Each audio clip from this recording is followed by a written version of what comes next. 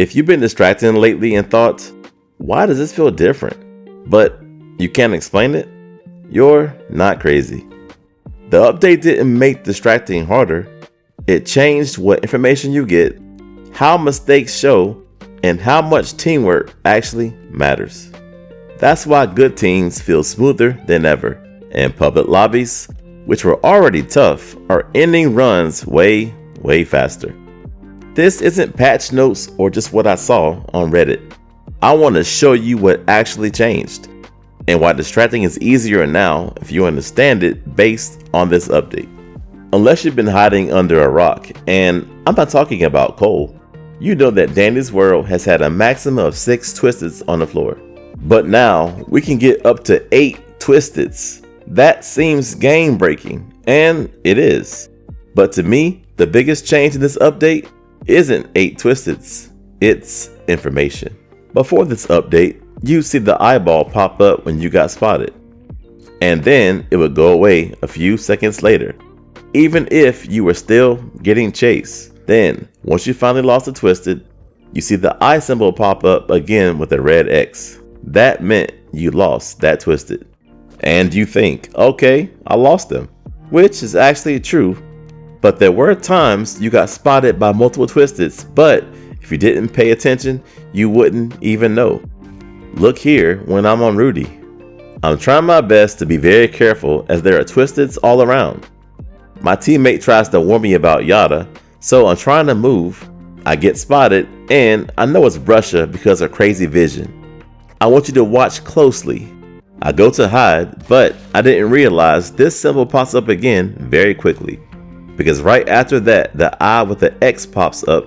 So I was actually spotted by 2 twisteds, and although there was an audio cue, I just missed it, and Lethal Poppy takes me out.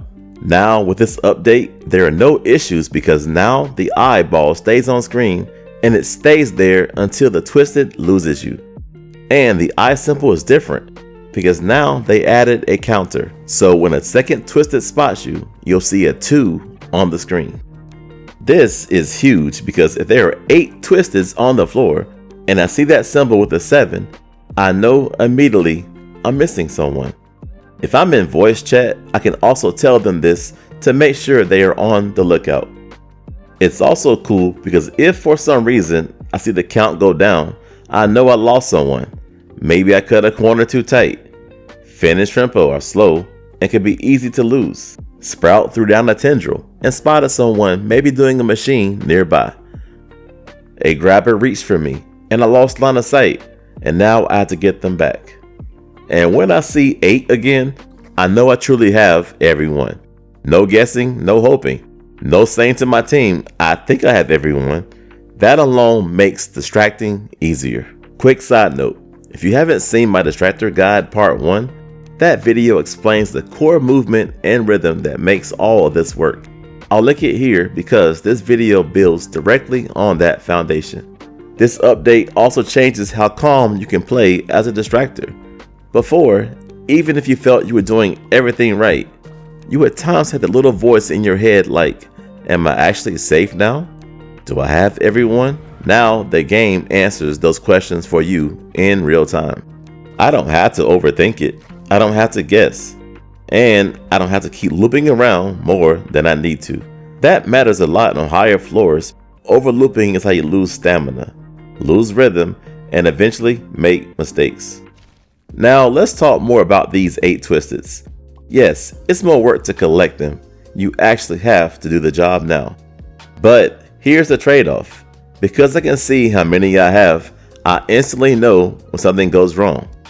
Before, if someone pulled from you, you might not be aware right away, especially in a blackout. Now, it's evident. But this increase in twisteds completely changes team behavior. Teammates cannot rush out ahead of the distractor anymore.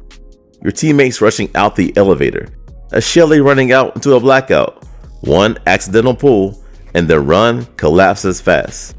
That's why public lobbies feel worse. They can already be tough, especially with matchmaking.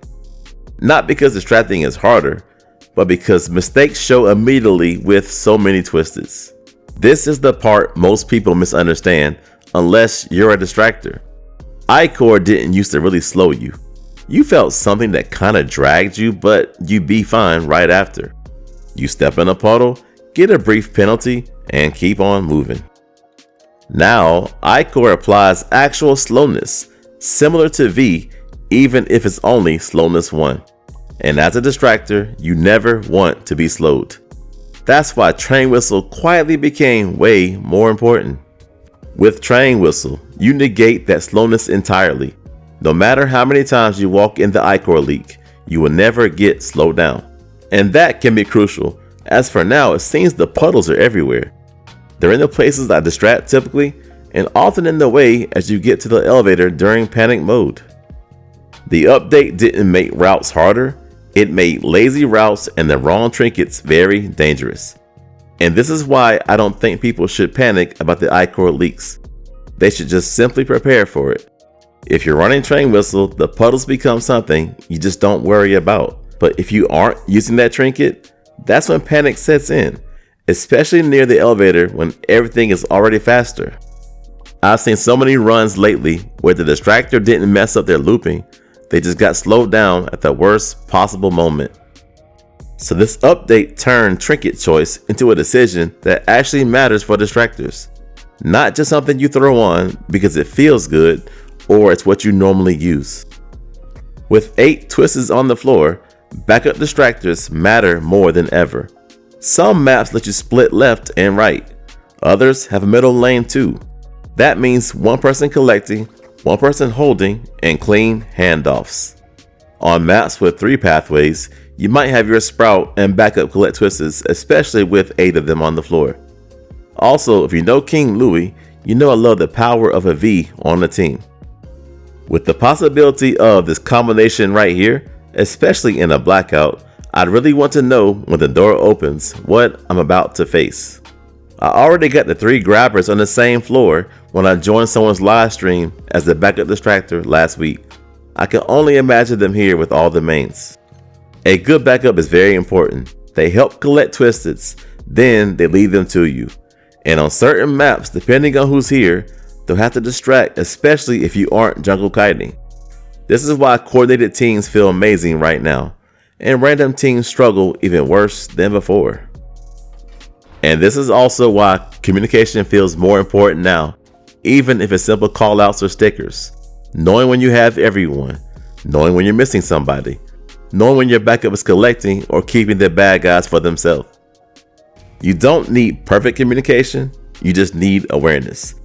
And the update actually supports that awareness now instead of hiding it. So no, this update didn't make distracting harder, it made it more honest. If your team plays clean, you have more control, more clarity, fewer surprise deaths. If your team doesn't, runs in faster, and that's not random. The update didn't raise difficulty, it removed the safety net. And once you adjust your habits, distracting actually becomes easier than before.